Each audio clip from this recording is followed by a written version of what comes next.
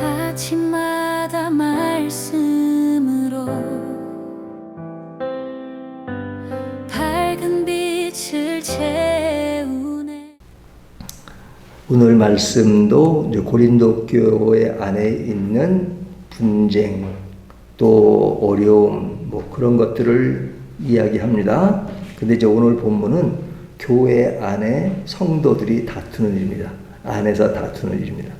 뭐 굉장히 고상한 신학적 교리를 가지고 뭐 논쟁을 한다 뭐 그런 것이 아니고 가장 기본적인 것을 가지고 싸우는 겁니다. 8절을 보면 너희는 불의를 행하고 속이는구나. 그는 너의 형제로다. 불의를 행하고 속이는 그 일들을 행합니다. 뭐 이 일들은 우리들이 일반 생활 가운데 볼 수 있는 그런 사기, 어떤 동업자 간의 배임, 계약 위반, 뭐 유산 상속 분쟁 뭐 등등 뭐 이런 건데 좀 이렇게 드러나는 현상을 보면 돈 때문에 싸우는 거죠. 이권 문제 이런 것 때문에 싸우는 겁니다. 그러니까 이런 문제가 교회 안에 성도들 간의 다툼이 이루어지고 있는 겁니다. 다툼이. 서로가 그냥 굉장히 치열하게 다투는 그런 모습이 일어나고 있습니다. 근데 7절을 보면 사도 바울이 뭐라고 이야기하냐면 너희가 피차 고발함으로 너희 가운데 이미 뚜렷한 허물이 있나니 차라리 불의를 당하는 것이 낫지 아니하며 차라리 속는 것이 낫지 아니하냐. 그러니까 이 이야기는 그들이 절대 손해를 보면 안 된다 하는 그런 아주 강렬한 마음이 있는 거죠. 나 손해 절대 안 봐. 그리고 내 것을 조금이라도 용납할 수 없어 하는 어떤 그런 문제입니다. 그러니까 단돈 1원이라도 나는 절대 손해보지 않고 내 것을 분명히 챙길 거야 하는 어떤 그런 생각을 가지고 있는 겁니다. 근데 이제 그런 생각 정도가 교회 안에서 벌어지는 일로 끝나는 것이 아니라 그것이 해결이 안 되니까 세상 법정으로 가는 거예요. 세상 법정으로. 이제 이런 일들이 오늘날 현대 교회도 일어나고 있잖아요. 근데 오늘날만 그런 것이 아니라 이 사도 바울 시대 고린도 교회 안에서 이미 일어나고 있는 일입니다. 그러니까 안에서 문제가 해결되지 않으니까 이것이 세상 법정으로 가는 그 이야기를 오늘 본문이 하는 겁니다. 그러면 그 당시에 사회적인 그런 제도나 그런 법적 문제가 어떻게 이루어지고 있느냐. 아시다시피 고린도는 당시에 누구의 영향을 받았어요? 로마의 영향을 받았잖아요. 로마 지배 아래 있었기 때문에 굉장히 로마 문화 속에서 그 모든 문화가 형성되었는데 그 당시 이루어지는 로마 문화는 아주 냉정하고 객관적이고 그러지 않았습니다.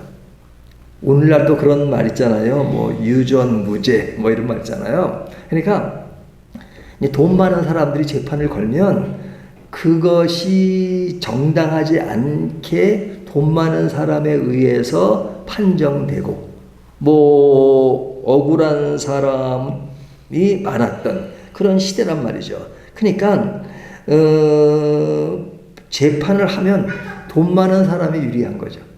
돈 없는 사람은 그냥 당할 수밖에 없는 그러한 문제였고, 그리고 재판에서 이기면 자기의 모든 명예를 다 찾는 그런 인식을 갖는 그런 시대였기 때문에 지금 이런 문제가 사회적인 어떤 재판하는 그런 모습을 이렇게 정당하게 볼 수 없음에도 불구하고 교회 안에서 일어난 문제를 교회 안에서 해결하지 못하고 세상으로 가는 그러한 문제를 다루고 있단 말이죠. 그러니까 사도 바울이 뭐라고 이야기합니까? 1절을 보면 너희 중에 누가 다른 이와 더불어 다툼이 있는데 구태여 불의한 자들 앞에서 고발하고 성도 앞에서 하지 않느냐. 그러니까 성도끼리 해결하지 않고 이 재판으로 가는데 그 재판을 뭐라고 이야기해요? 불의한 자들 앞에서 고발하고. 그러니까 이 불의한 자는 재판을 하는 사람들, 이런 사람을 말하잖아요. 근데 그들이 아주 냉정하고 정당하게 재판하는 게 아니라 불의한 자라고 사도 바울이 이야기하는 것은 그 당시의 로마의 법정이 굉장히 타락하고 뇌물과 인맥, 사회적인 신분에 따라 판결이 좌지우지되는 그런 구조를 가지고 있었단 말이죠. 근데 그런 구조를 가지고 있는 그 험난한 곳에 교회가 자신들의 문제를 해결하지 못해서 그런 곳에 어떤 판결을 받으려고 하는 것을 사도 바울은 보고 굉장히 안타까워하는 것이죠. 그것은 그 판결의 결과가 어떻든 간에 상관없이 5절에 사도 바울이 뭐라고 얘기하냐면 내가 너희를 부끄럽게 하려 하여 이 말을 하노니 너희 가운데 그 형제간의 일을 판단할 만한 지혜 있는 자가 이같이 하나도 없느냐. 그러니까 아니 교회 안에 그런 문제를 해결할 사람이 없어서 지금 세상 법정으로 가는데 진짜 안타깝다. 교회는 지금 뭐 하고 있느냐. 그 불의한 세상 법정으로 꼭 가야 되느냐. 진짜 안타까운 마음을 지금 굉장히 강하게 피력을 하는 겁니다. 그러니까 이런 문제가 현실적으로 이루어진 거잖아요. 이것이 당대 고린도 교회 안에서 일어나는 현실적인 문제였어요. 그러면 이런 현실적인 문제는 이상과 다르니까 에휴 뭐 그래 그럴 수 없잖아요. 그 문제를 해결해야 되잖아요. 그 해결하는 차원에서 사도 바울이 지금 이 편지를 쓰고 있는 겁니다. 이 편지를 쓰고 있는 사도 바울은 이 문제를 풀기 위해서 지금 이야기를 하는 것이죠. 그 이야기를 어떻게 풀어가느냐. 7절을 보면 너희가 피차 고발함으로 너희 가운데 이미 뚜렷한 허물이 있나니 차라리 불의를 당하는 것이 낫지 아니하며 차라리 속는 것이 낫지 아니하냐. 지금 이 이야기는 뭐라는 것이에요? 이게 이미 그 판결의 결과가 어떻든 간에 그렇게 고발한 그 자체가 영적으로 대패되는 거죠. 이미 벌써 그것은 이미 지고 있는 것이다. 제가 영국에 있을 때 거기에 이제 유학하러 온 사람들이 있는데 그 중에 이제 판사 출신들이 이제 이렇게 유학 옵니다. 연수 교육 받으러 옵니다. 근데 이제 그 교회 안에도 이제 그 판사 한 분이 계셨는데 여자 판사였는데 그분이 저한테 보내는 이런 말을 하는 거예요. 이 기독교인들이 재판에 들어오면 골치가 아픕니다. 몽고표가 다 크리스찬들이 왜 뭐가 이렇게 골치가 아픕니까? 다들 주님의 이름으로 자기가 옳다고 얘기한대요. 예?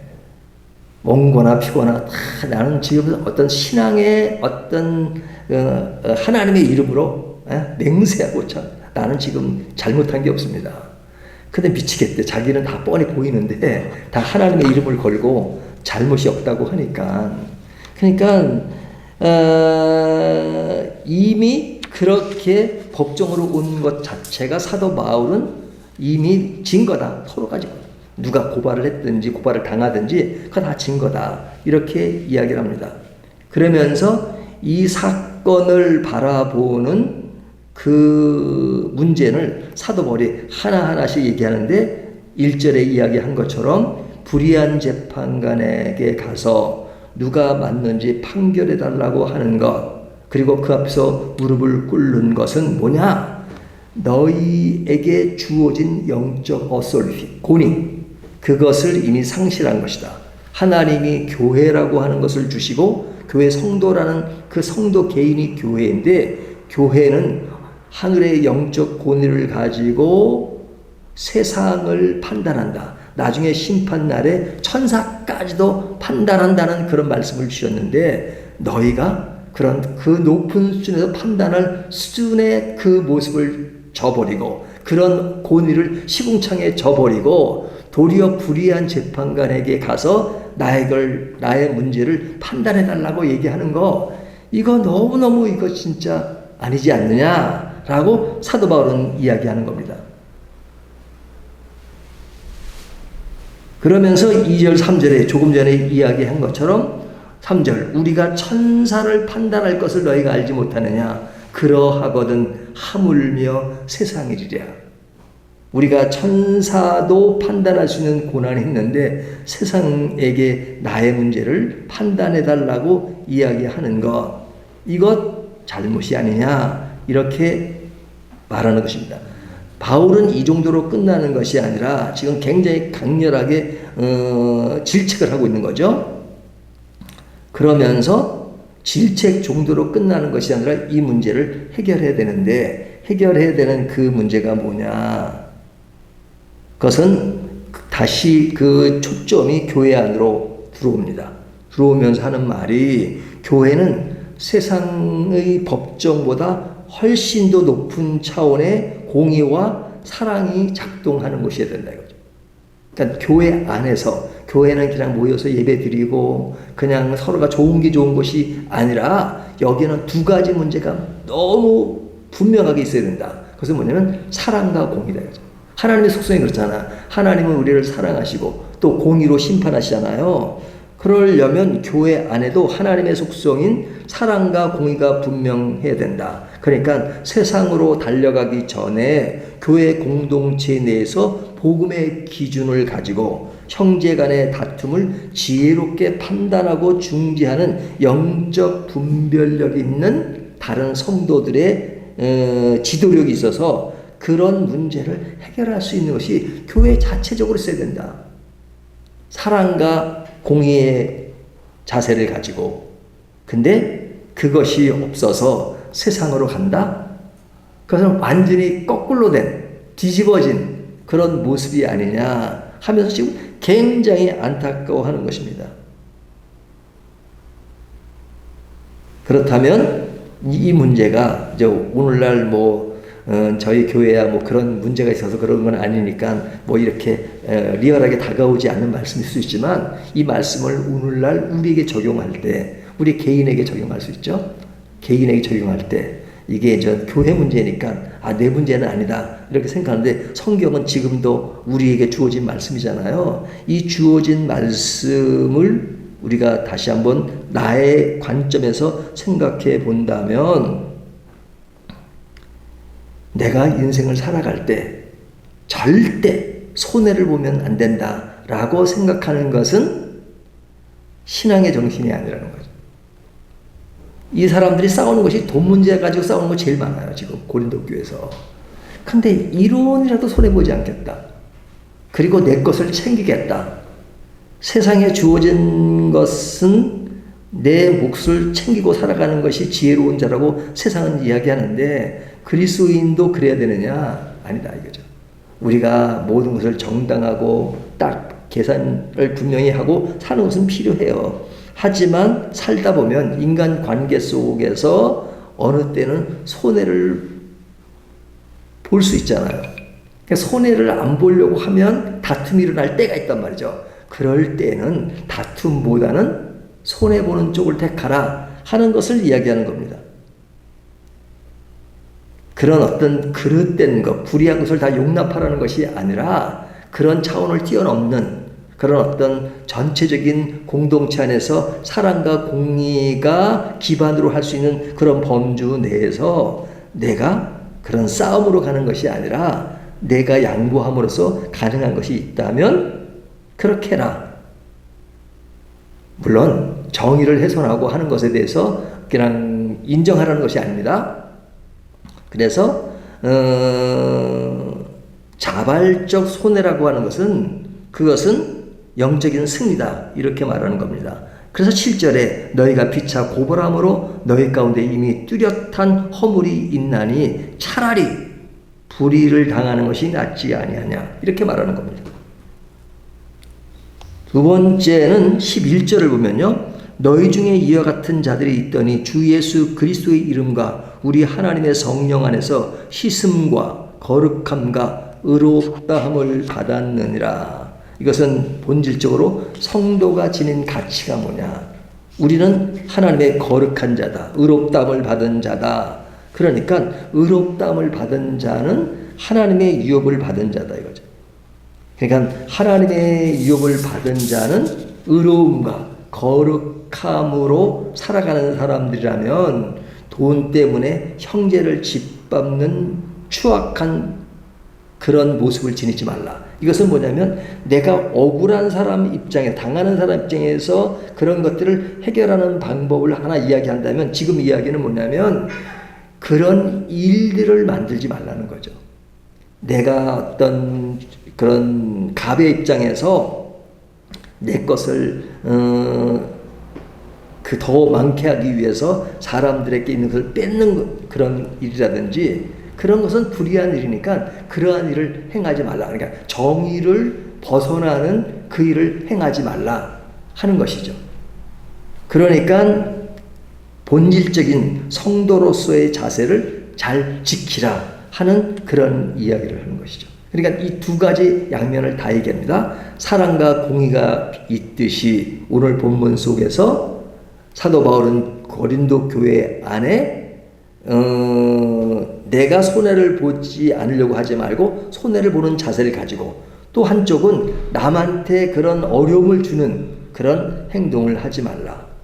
그것이 교회 안에서 이루어질 일이다. 근데 그 문제가 안 돼가지고 세상 법정으로 가는 것, 그것은 무엇을 상실한 것이냐? 서로가 교회 안에서 형제된 것을 상실한 것이다 이거죠.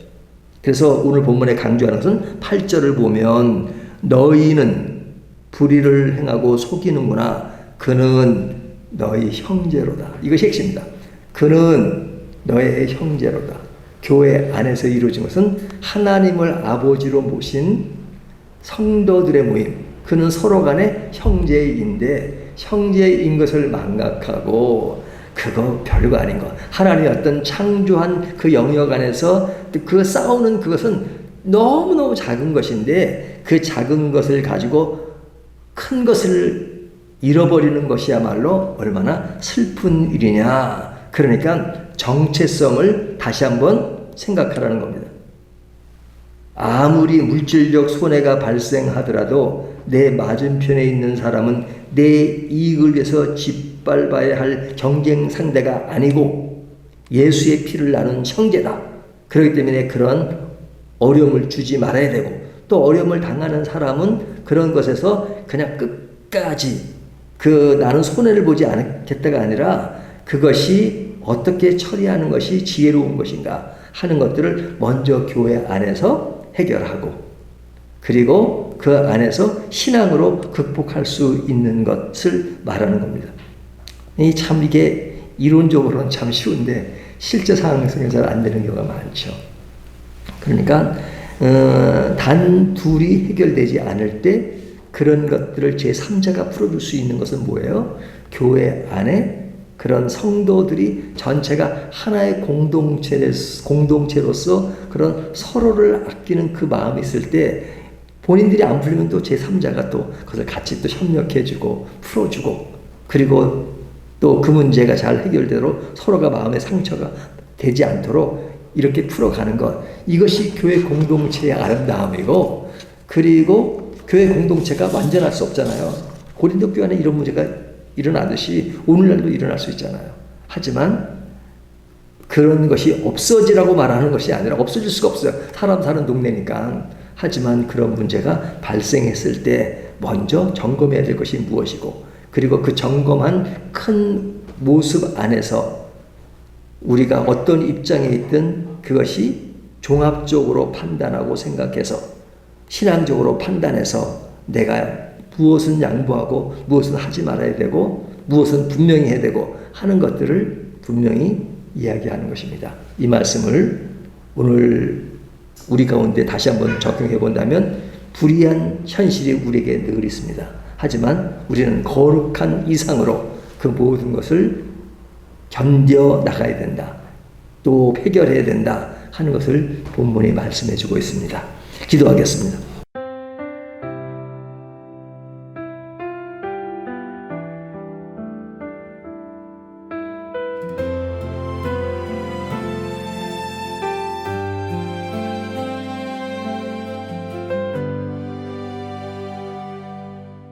하지만